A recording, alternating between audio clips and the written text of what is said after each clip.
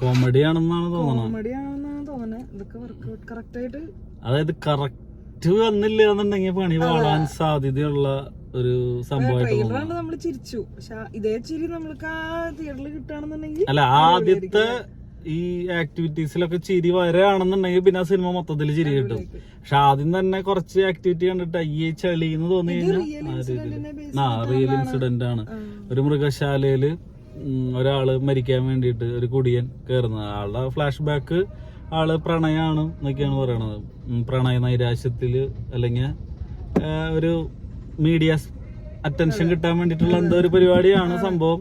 ഇതിലെ പാട്ടുകൾ ഞാൻ 2 ദിവസം മുമ്പ് കേട്ടിരുന്നു. നല്ല ഒരു പാട്ട് ഇറങ്ങിയിട്ടുണ്ടായിരുന്നു. ആ പാട്ട് ഫയർഫോഴ്സ് ഒക്കെ പോകുന്ന